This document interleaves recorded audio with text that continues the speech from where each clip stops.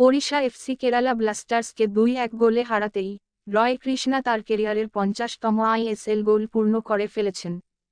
Video শুরু করার আগে আমাদের চ্যানেলটি সাবস্ক্রাইব করে ভিডিওটিতে লাইক শেয়ার কমেন্ট করে আমাদের সাথেই থাকুন।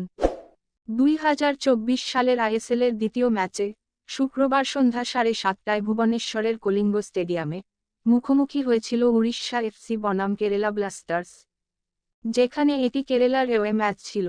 ম্যাচের প্রথমার্ধে যদিও কেরালা 1-0 গোলে এগিয়ে গিয়েছিল, যেখানে নিহালের অসাধারণ পাস থেকে গোল করে কেরালাকে এগিয়ে দিয়েছিলেন দিমিত্রি ডিয়ামন্টাক্স। এরপর সেভাবে প্রথমার্ধেই উভয় দল সেভাবে কোনো চান্স পায়নি। আজ ম্যাচ শুরু হওয়ার আগে গোল্ডেন বুটের দৌড়ে এগিয়েছিলেন রয় কৃষ্ণা, তাই তিনি গোল্ডেন বুটের আর্মব্যান্ড পরে মাঠে নামেন। কিন্তু প্রথমার্ধে ডিয়ামন্টাক্স গোলটি করায় তিনি হয়ে যান সর্বোচ্চ গোলদাতা, তাই দ্বিতীয়ার্ধে রয় কৃষ্ণাকে সেই আর্মব্যান্ডটি খুলে মাঠে নামতে হয়। দ্বিতীয়ার্ধে ম্যাচের পুরোপুরি রং বদলে দেয় লোবেরার শিষ্যরা। 1 গোলে পিছিয়ে থেকেও 2-1 গোলে ম্যাচটি জিতে নেয় রয় কৃষ্ণারা, যেখানে উড়িষ্যার হয়ে দুটি গোল করেন সেই রয় কৃষ্ণা। প্রথমটি করেন ম্যাচের 53 মিনিটে, যেখানে আহমেদ জাহুর কর্নার থেকে হেডে গোলে বল জড়িয়ে দেন রয় কৃষ্ণা, এবং দ্বিতীয় গোলটি আসে 3 মিনিটের মধ্যে।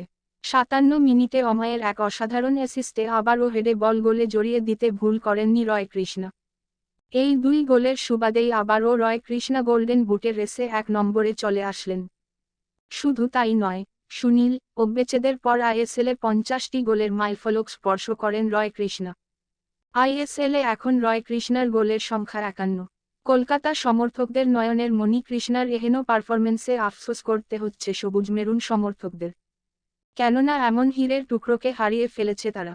কেননা এই পারফরমেন্স তিনি উড়িষ্যার হয়ে দিচ্ছেন। রয় কৃষ্ণার বিদায় আজীবন হয়তো দুষে যাবে জুয়ান ফেরান্দোকে। কেননা মোহনবাগানের সুপারস্টারদের একে একে দল থেকে বহিষ্কার করে দলকে ডুবিয়ে দিয়ে গেছেন। অভিনন্দন, রয় কৃষ্ণা মাইলফলক স্পর্শ করতে সক্ষম হয়েছ। আপনিও যদি রয় কৃষ্ণার ফ্যান হয়ে থাকো তাহলে অভিবাদন দিতে ভুলে যেও না। কমেন্ট করে বলে যাবেন, অভিনন্দন রয় কৃষ্ণা।